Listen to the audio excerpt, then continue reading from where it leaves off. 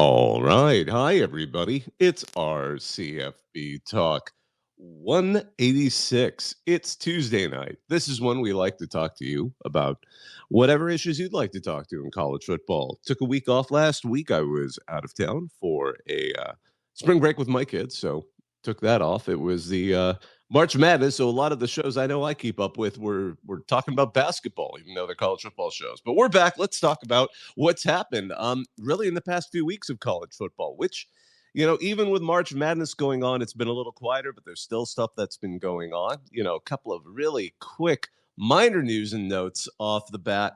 Kind of sad news. I always don't like starting with these, but we might as well. There's going to be one less D3 program next year.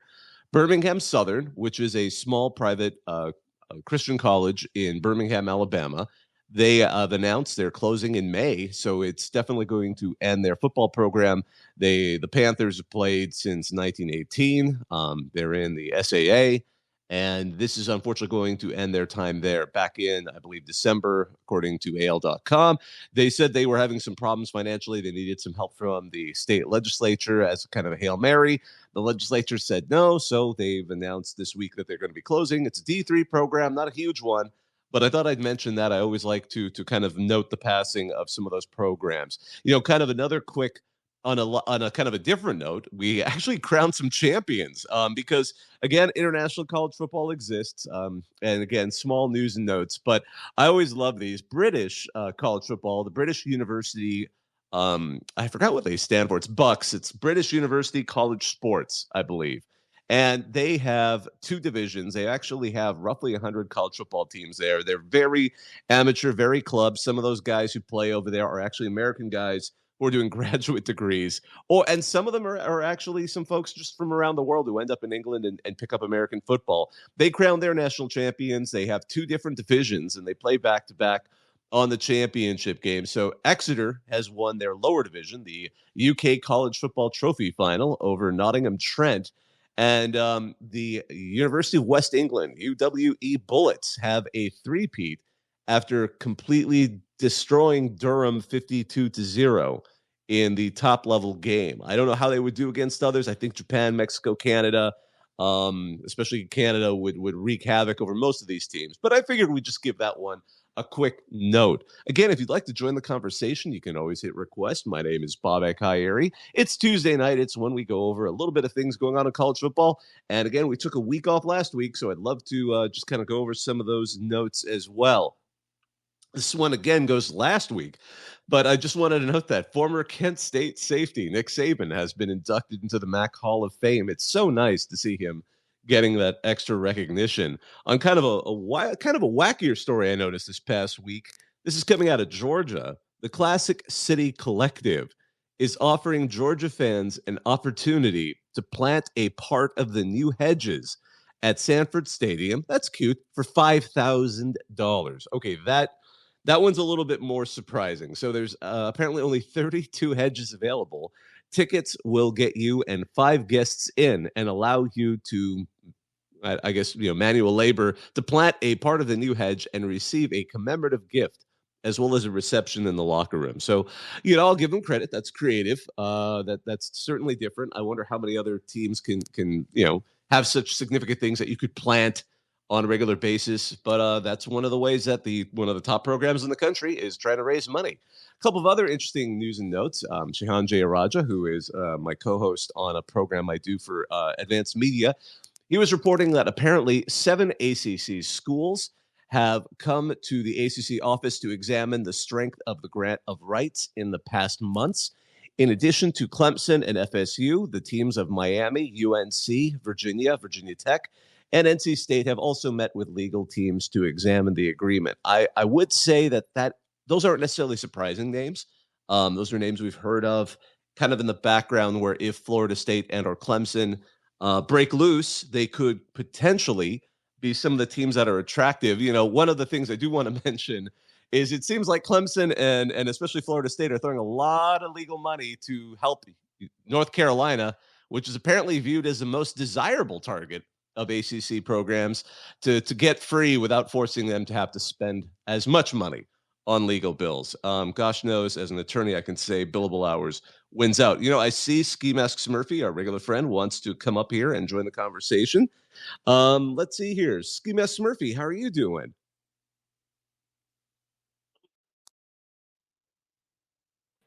Yeah, it's always a good time. I enjoyed it. It was so weird to be there and realize, the March Madness. I'm not a huge basketball guy, but it was fun to see folks packing. Each day it was getting more and more busy. You'd see lots of fans in clusters walking around, in their team gear, which kind of reminded me of which teams are in the tourney right now.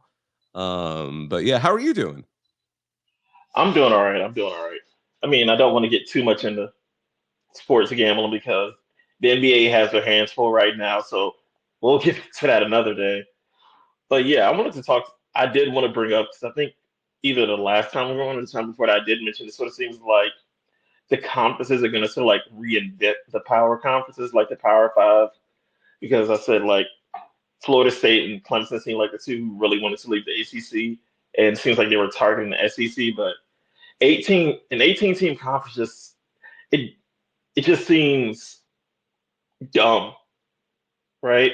It's like it's too many teams. You're not going to really play anyone on the other side enough because you at least got to play inside your division for a season, or you just don't have time to play any other schools outside of your conference.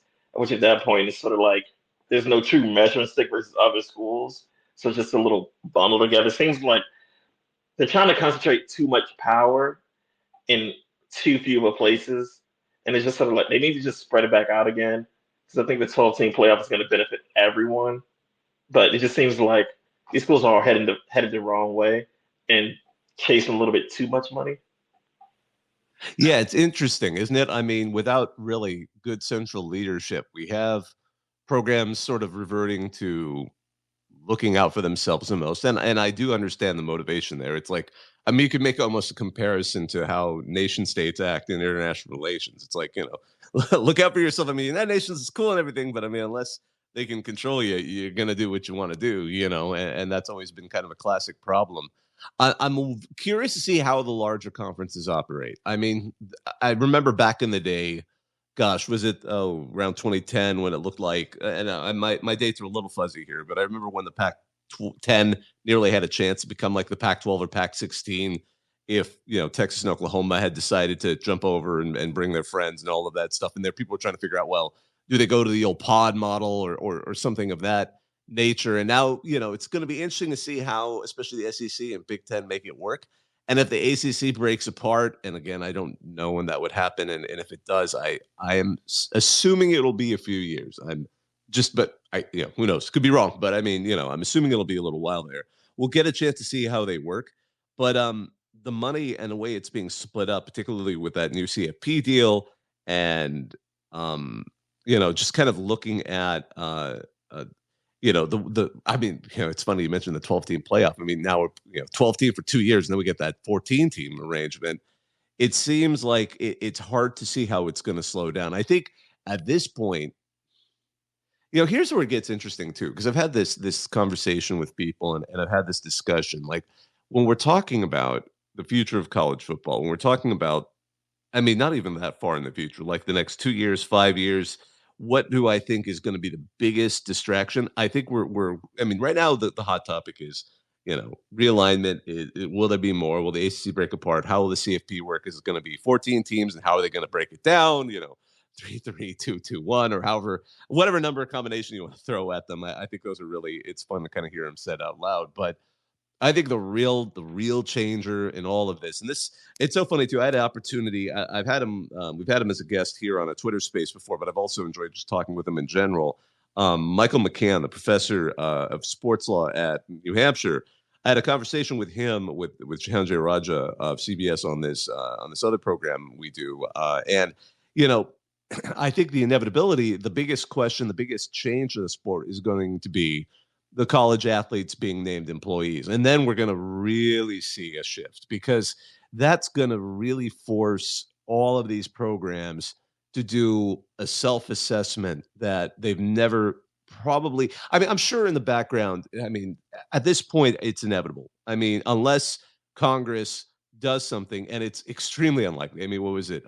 They had that round table a couple of weeks ago, and a parallel House hearing on the subject of, can they stop, players from either forming a union or being employees? And even the most optimistic person, who was Texas Senator Ted Cruz, who had called the roundtable meeting, he gave it a 50-50 chance. That is like the most optimistic number I've ever heard. It's not a 50-50 chance. There's like no chance of anything passing through Congress to bail the NCAA out, at least in this heading into this election year. I mean, that's just they're going to lose that momentum in a couple of months, and there's no chance, I think, of it ever going through.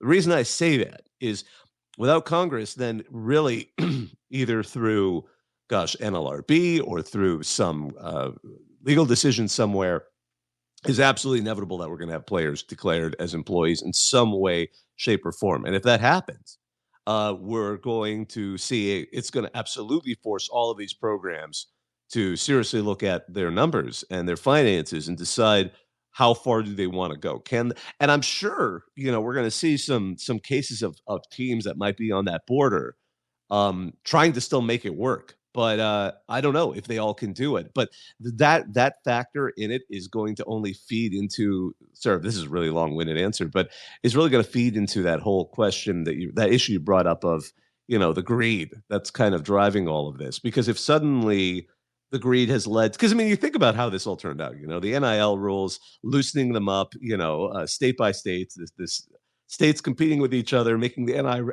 NIL rules so loose that even excuse me, even a year ago, it seemed like they were going to be inevitably considered employees with how much ease they were giving it. But with the increase in, sorry, excuse me, I've got got slight. Oh, go ahead, Ski Master Murphy. I've got a little bit of a cold I'm nursing from Vegas, but go ahead. Oh no, not getting a cold in the desert, literally like the joke. That's that's a good situation. But I was gonna say, yeah, to comment on like you saying like we're eventually heading away where student athletes are gonna become employees. It sort of seems like, because of course I watch international soccer and a few other international sports from time to time, but mostly soccer. It sort of see I always sort of pick up this. It's sort of weird that in the U.S., especially when I talk to people in college who are international students, had more exposure to them and them exposure to us. It sort of seems weird that with American sports, there's sort of like that weird barrier entry point of that, instead of just going to play pro immediately once you get once you're actually that good. It's sort of like, hey, you need to go to college first. And I think that's sort of the weird thing that I think was always going to come to a head. Because almost every other professional sport outside of really American sports, you sort of like, hey, once you get to a certain age, you just go and play. That once you're good enough, sort of like the Hmm. best examples I can think of is like who are big names that people might recognize, like Neymar, the Brazilian soccer player, or Kylian Mbappe, the French soccer player. Like when they were 14 and 15, those guys were getting like $250,000 a year playing for youth academies and lower divisions of soccer. And it sort of seems like in America, we sort of don't have that build up to there. I mean, the NBA sort of tried to with G League Ignite, but I sort of see it with college football where it's going that way, where it's sort of like that buffer zone is getting real small between like, hey, once the money starts coming in, sort of like that gray area is sort of shrinking with all sports. But with college football, I don't know where it's really going to go. Yeah. College football's always been, I think, the trickiest one, only because, you're right. The NBA's tried the G League, although I believe they've said they're going to kind of re-examine parts of it at least. One of the teams, I think, was comprising people who never played in college. And I Yeah, think they hinted they were going to take a look at it, only because college is now, with the NIL rules, even without official employment, has become financially attractive enough that it may not necessarily be. I think the NBA sees it might not be necessary. I mean, hockey, I'll throw them in too, because historically, at least in Canada still, the real key prospects go and enter basically, their own amateur leagues, rather than college leagues. Although I have to say, over the last decade or so, there's been a noted increase in pro hockey prospects actually wanting to, instead of going to the amateur leagues, join NCAA hockey. And this is before like NIL. I just thought apparently the game was getting good enough and the experience was getting good enough that we were starting to see more of those, which is unexpected. I thought hockey was going to be locked in that way forever, especially with the leagues they have in Canada and such. But soccer is a great example. I do wonder though with soccer, it's not like there isn't physical development. I'm not going to BS that. I mean, certainly there's a lot of physical development in soccer, but with football, it's a little trickier. And I think there certainly have been attempts to create. I mean, you occasionally hear them. They never go anywhere. But I've read occasionally of like, oh, we're starting a new league. It's like a handful of teams in like Memphis or some southern team, southern town, pardon me, where they're trying to create an alternative to kind of put guys in a position to maybe develop their way up. I'm not entirely 100% certain because they never go anywhere. I think part of the problem is the amount of money it goes to create a football program at all, and that is something that I do think has influenced and allowed kind of college football to be this much. I mean, it's always been a minor league, like, but I mean, but certainly kind of retain that. Yeah, I was gonna say that I'm. Well, we've had. Well, now it's the UFL, which not to be confused with the original UFL, which is now a combination of the XFL, USFL. It's not to be confused with the old USFL or XFL.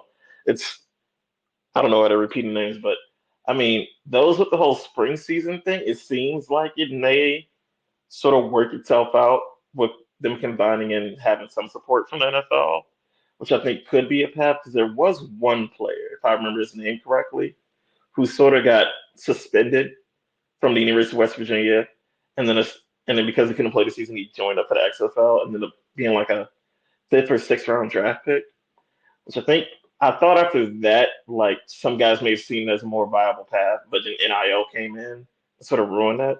So I think the NFL is sort of relying on college to sort of be their system of developing talent before they get to the NFL.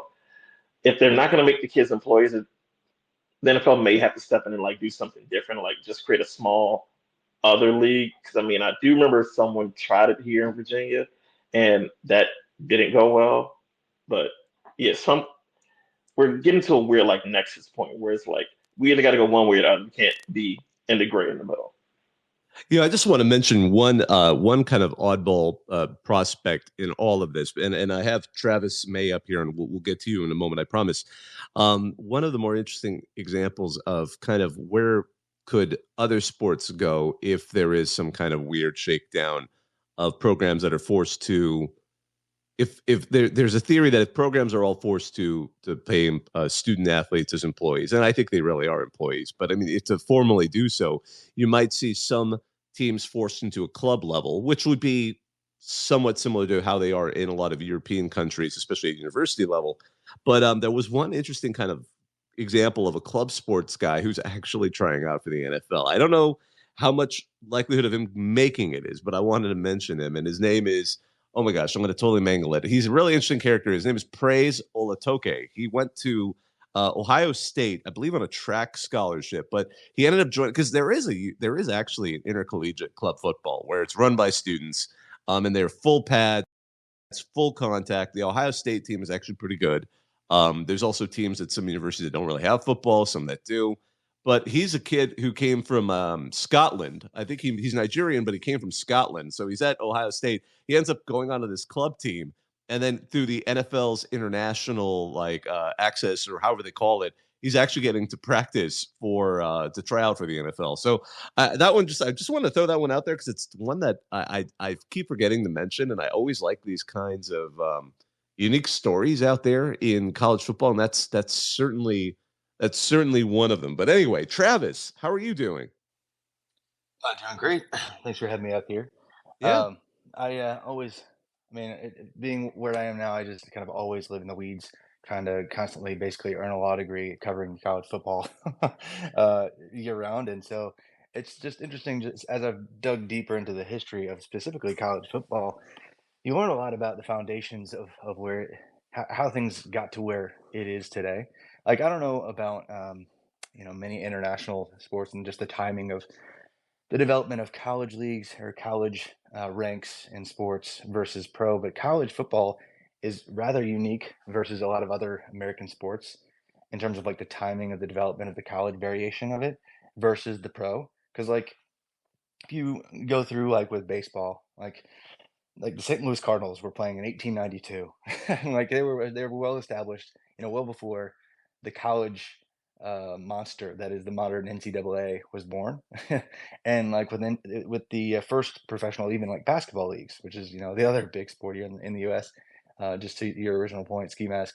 I mean, it was they had pro leagues around 1900, even a shade before that, I believe. But the timing of the college football in general, like it was already a well-founded sport before the NFL ever began, and it took till 1920, of course, to have any professional version of football. And even when they finally did a draft in the mid 1930s, the player who went first overall decided not to even play ever in the NFL because there was not enough money in it. So it's just the onset of like this weird dominant version of this nationally popular college sport with college football, had a 30-year runway ahead of really 40-year runway before any professional league gained prominence. And even so, it took another few decades for the money to really show up on the pro side, and then 100 years for the money to really make sense for college players to get compensated beyond scholarship as well because of the absurd amount of revenue. So it's just all this crazy amount of well-established norms has kind of set this, created this perfect boiling point, 100 years later. So it's just interesting looking back at the history and the establishment and the overlap of the timing of the two professional football and college football, and how that has impacted kind of every base level of the idea of compensation. And the NFL, it's really, you were ski mask earlier, you were talking about the idea of like the NFL just kind of having no incentive to try to, hey, let's figure out how to pay all these guys ourselves because we have a free developmental league. That's basically how it transitioned. First, there was no way that the NFL could even pay players fairly. And then once they did, they realized that college football was this well-established, well-oiled machine that we could make our own policies to make sure that everyone has to stay at least 3 years in college. And that helps us out immensely. Free development for all of our future stars. And so it's really just the NFL's policy by themselves that make it the way to where, players can't jump ahead uniquely. Yeah, thank you for that. Ski Mask, I see your hand up, and then we'll go to Level Up Luke. Yeah, I was just gonna say, yeah, Travis, like when you go through like the history of college football and like, well, really just American football in general, it is a very weird course.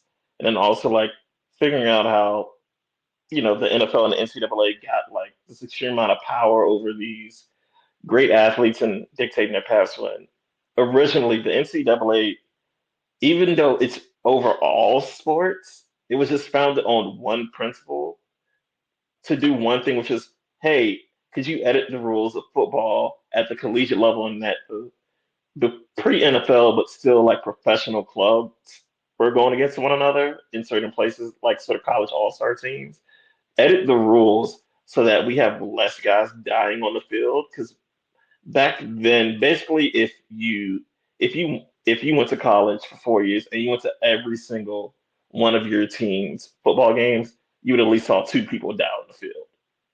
So that was like their only start, and then like to see how things spun off. It's sort of, yeah, it's a very unique path versus other professional leagues. Hey, Level Up Luke, what's on your mind? Hey, thanks for having me again. Just to kind of echo what Travis was saying and kind of going, I think that was off of what Ski Mask was saying earlier. The developmental path of the two sports is very interesting in the sense that in England and Scotland, like Travis was alluding to, it was the professional game that started first. You had these local clubs starting to play soccer, and they became the dominant professional league based out of their communities. Meanwhile, in the U.S., the local community sides were at the universities. They were the school sports. So, we famously have Rutgers, inventing college football in the U.S. And you have basically England and Scotland creating it in overseas. So the developmental path, one starting off as professional and the other starting off as a collegiate amateur sport.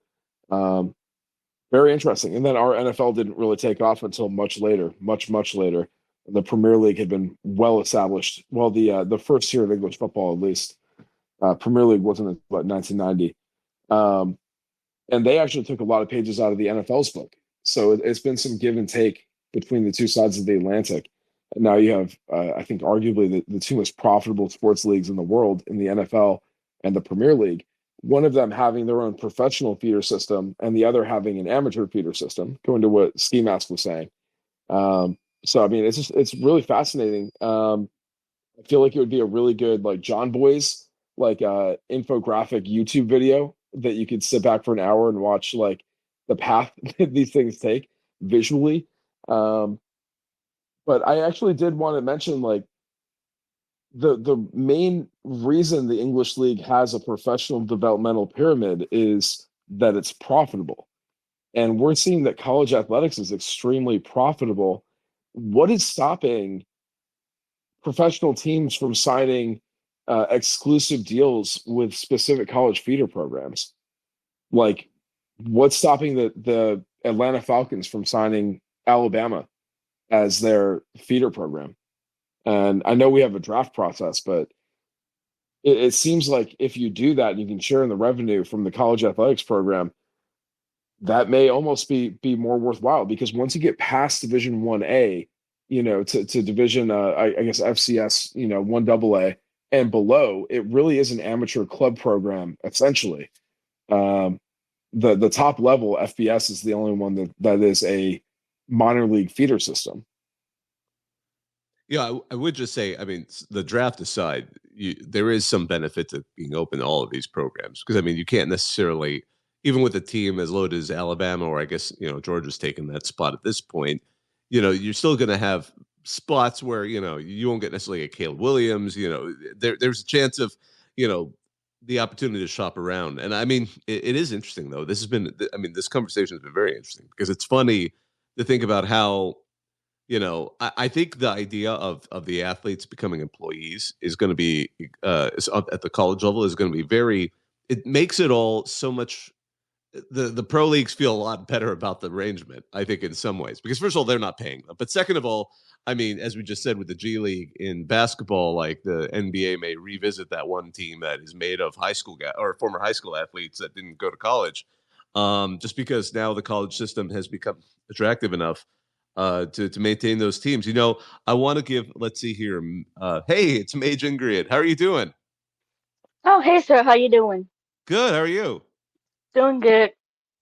I have a question. What what he say is one reason that supposedly out here a lot that college football is more popular down here in the South than in the North, which is funny because it's down in the northern state in New Jersey.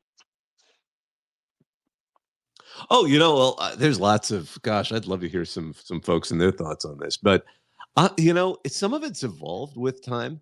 I remember reading an interesting.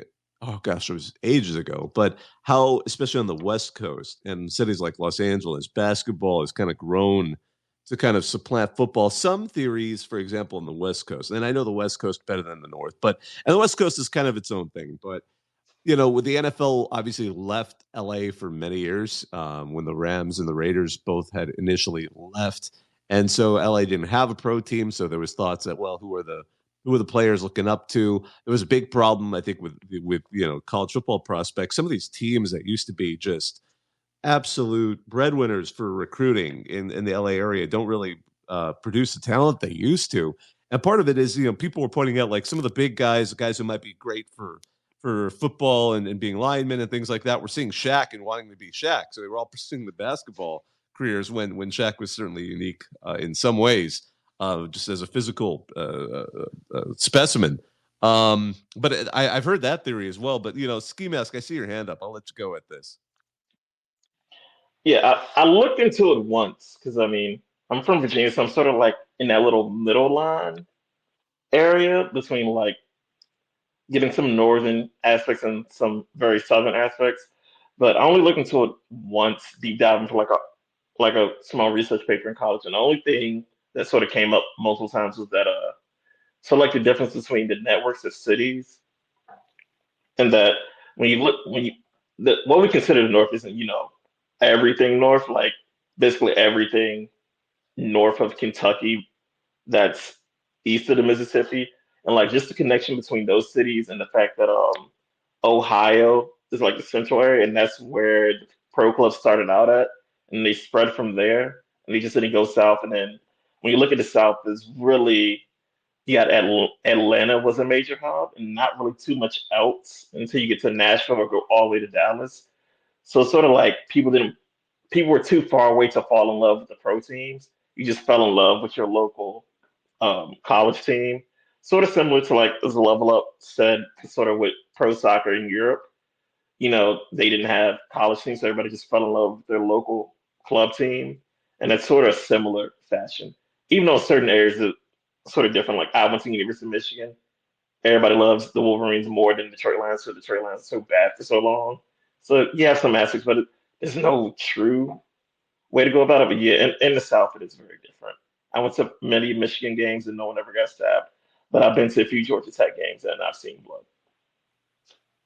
Georgia Tech, no less, too. I mean, there's gonna be some folks in the South like, yeah, but it's Georgia Tech. What the heck's with Georgia Tech then? Good grief. Oh my goodness, I'm loving it.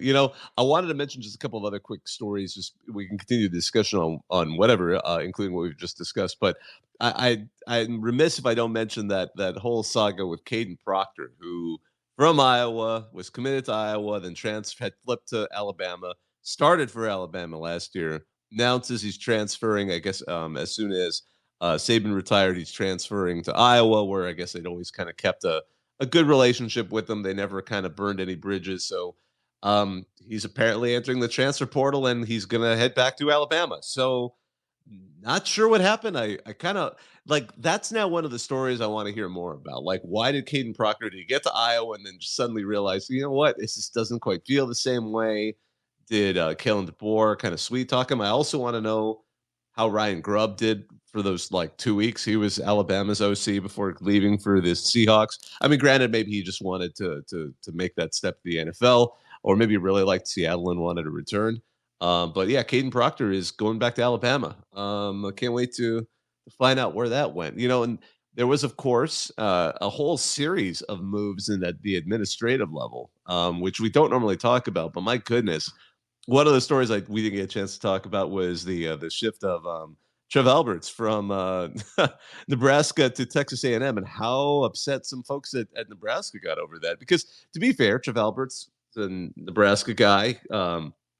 I find the whole thing funny because when I got, when I was in grad school, I really would just stay up late and put college football on weekdays where it was still available. It wasn't every night like it is now. And listen to some of the late night talk shows, to kind of unwind from classes and stuff in law school. But I still remember the original college football final lineup where it was Reese Davis and what's his name, Mark May. And the thing was, Mark May kind of, over the time, most people just think of Mark May as like towards the end of his ESPN stretch where he was like the villain, but he originally wasn't the villain. He was like set up as the good guy, and Trev Alberts was like the guy who kept putting the hottest, most outrageous, kind of almost borderline like, dude, you're crazy takes. And then he got fired, very famously, because he said, I'm not showing up to work until you give me a raise, is exactly how he put it to ESPN. And then next thing you know, they hired Lou Holtz to replace him. And then they didn't want Lou Holtz to play the bad guy, so Mark May played the bad guy. And then that's the show that most people know. And then Trev Alberts kind of, he was kind of moving around. He was at College Sports CSTV, which is kind of a lower end college, college sports station. And then, he ended up going into administration. He did a good job with Nebraska Omaha, although they had to drop, I believe, a couple of sports, including football. I can't remember if he was there when they dropped their Division II football team. And then he took his alma mater's job, and now he's at Texas A&M. So that was kind of a whirlwind. But then, of course, that always touches off some moves. So one of the other odd kind of stories in there is, like, again, Troy Dannon, who had been barely at Washington because Washington had previously lost their AD to USC. But apparently Troy Dannon is now going to be his Nebraska AD. Washington fans are kind of happy about that, which isn't always the coolest thing. He left the job in 6 months. While he was there, of course, they lost DeBoer to Alabama. I don't know what they could have done to prevent that from happening. If your coach really wants to coach at Alabama, what are you going to do there? Although he had fired the basketball coach and has left in the middle of that, but apparently, like he wasn't really doing well over there. At least with meshing with some of the fans, his family hadn't moved. Apparently his wife refused to move to Seattle. So it sounded like that whole story wasn't going great to begin with. So this was just sort of a way for them to all save face. Another interesting move. Again, I know administrator moves aren't interesting always, but I found it interesting that Fresno State this week has parted with their athletic director Terry Toomey. That one's awkward because he was apparently a good AD and people liked him there. But for those who may have been keeping, I'm sure a lot of you keep up with Fresno State sports, but they kept trying to pass a city, I guess a city law or city, I forgot what they call it, but they were trying to pass a way to get more funding for the university's athletic departments. But yeah, measures is what they call them in that area. So they tried to pass this thing called Measure E twice, and it failed twice, most recently in their last election cycle. So that inability to get money for the program ended up leading to this. I'm sure he was at that point, he was just frustrated. He tried twice. They made a couple of big pushes to get, more money for the Fresno State team and build up what's there in that athletic department. And it is supported by Fresno. That's what made it kind of surprising. Fresno really does like Fresno State. Like they show up to games. It's its own environment. It's a unique place in the Central Valley, which is where I grew up. But yeah, no, they couldn't make it to work, at least on the legislative level, which I'm not entirely shocked by. And so that led to that departure. But yeah, and then let's see here. One other kind of oddball story I wanted to mention here. Preston Pearson, who's one of the director of recruiting and player personnel at Stanford. He put out a tweet that got some attention where he's like, I just got an email from a prospect who flat out asked me if he could post a fake offer from Stanford just to get, quote, his recruiting going. What's worse, well, it's like, so then yes, what's worse? Him asking or that he knows, and he doesn't name the guy, Coach Clown is watching and offers based off of a tweet. College football is something else now. So that was, I mean, okay, Ski Mask Murphy, I see your hand up. No, it's funny you mentioned that because I forget the guy's name. He just came across my YouTube while scrolling. Even though I sort of knew it, but this guy did an investigation. What that kid's doing is it's not like the guy.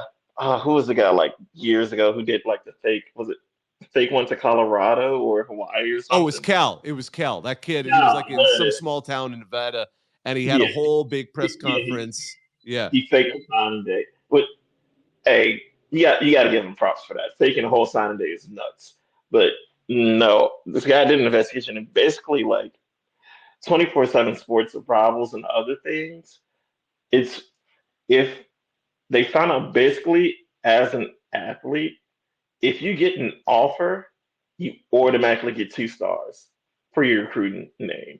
So the kid probably faking the offer. He just wanted it to build, just to give himself a better star, which would actually help him out on recruiting. It's one of those weird things where it's like, yeah, you can game the system when it comes to college football high school recruiting for college. As long as if you get an offer, they'll just give you stars, even though no one's actually looked at how good you are. Yeah, it's interesting stuff. Oh, go ahead. Sorry, I was going to say, at the risk of derailing the entire episode into soccer talk, there were some online trolls that created a fake, basically recruiting profile for a soccer player and just put in a bunch of stats that they said he got in a South American league, and he started getting offers from European clubs. So I know the story you're talking about. That wasn't trolls. That was the player himself doing it. Oh my god! Yeah, the troll is coming from inside the program. This is in the early 2000s. So he created a recruiting page, and it went, and like he saw clubs actually using it. So he's like, I'll just throw myself in there. Yeah. So we're not unique, you know. It happens all over. Yeah. Love to see it. Oh my goodness, that's too funny. Yeah, you gotta love when they get creative like that. You know, it's so funny because like it's quieted down, and I'm not sure why, but I'm not complaining. We occasionally, even through the at Reddit CFB Twitter account, will get DMs from like random prospects, like high school players. Like, here's my video, and we're kind of like, how are we on your mailing list? What are we gonna do with this? Like, or and actually over the years it's shifted. It used to be the players. Now we're getting it from like a parent or like a handler. And I'm more embarrassed. I'm like, come on, man. You're like trying to help your kid. Why am I getting your kid's video? Like, I get it though. Like, what does it hurt to just send it to a bunch of random people? But I'm like, man, tell me you don't know what we tweet. You went like, like we're gonna go like, oh wow, look at this kid. Like, he can run. I mean, I don't know. Like, it's funny to see how some of this stuff how some of this happens. Behind the scenes. Oh my goodness. Let's see one other kind of interesting kind of story. Let's see that kind of came out. Oregon State. This is actually in the last day or so, but Oregon State and Washington State have reached a settlement with the other 10 teams that are departing. Kind of basically gives them a chunk of money. However, the money, when you hear the number, it's like 65 million, something in that zone.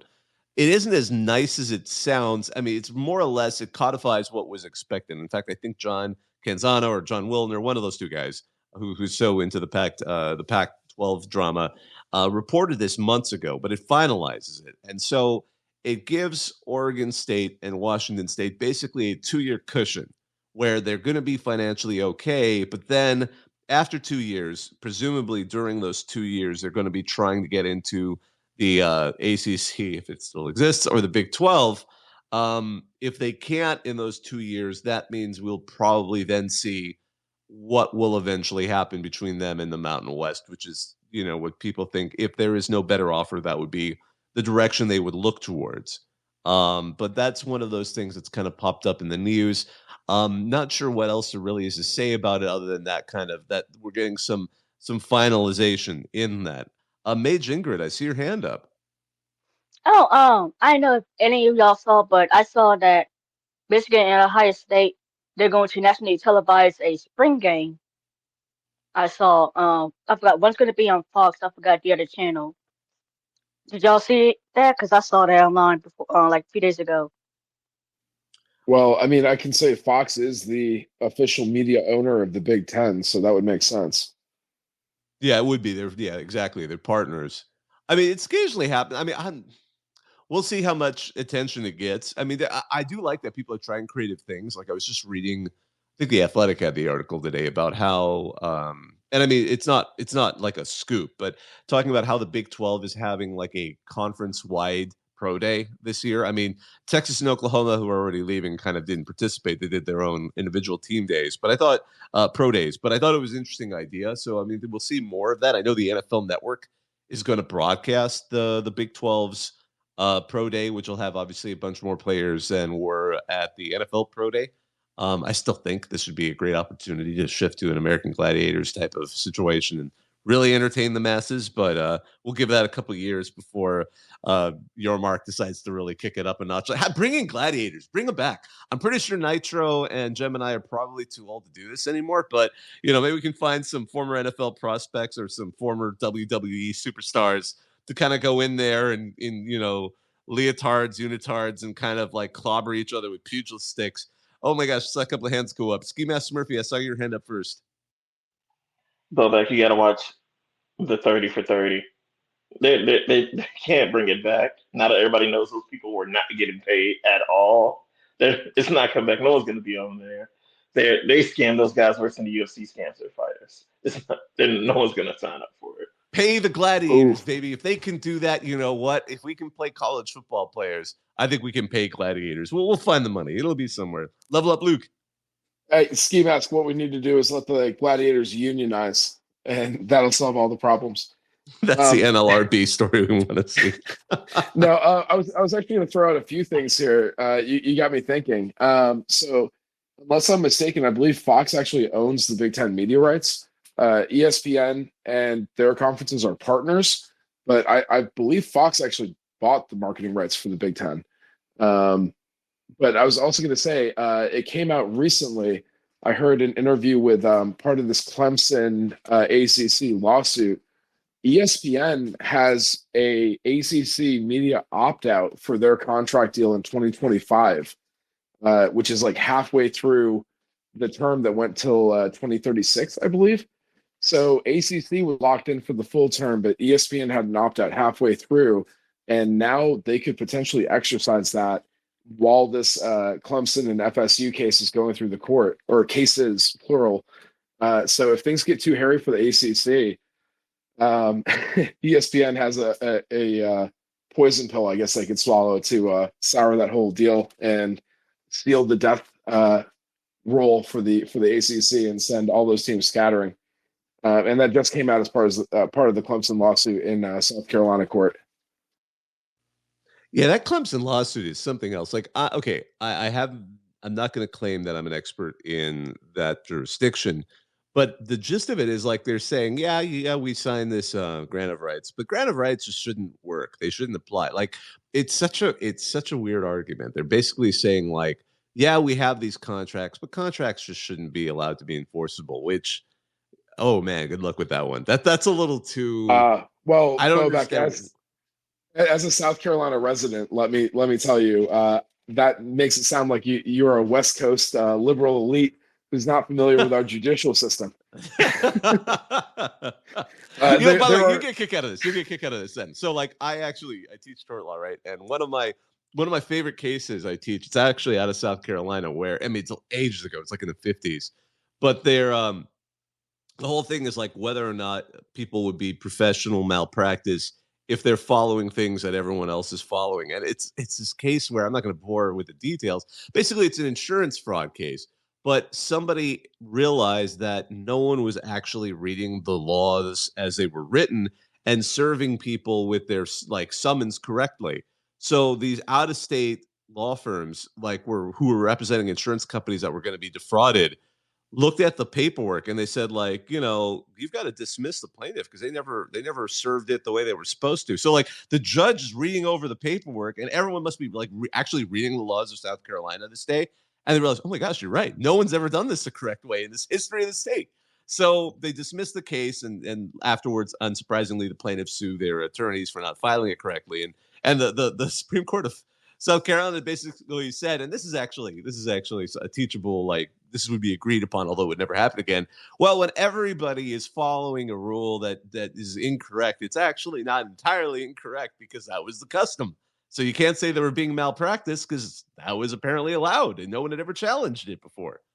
But that makes sense, right? Like if you think about it, that kind of makes sense. Like common law or a squatter's rights. If you've owned a property outright for a certain amount of time, then legally it can be presumed that you have a right to the property. So there's definitely precedent for that. Adverse possession. That is a I'm a fun realtor. one. We could get really into the weeds in some of these things. So, but hey, Ski Mask, I see your hand up.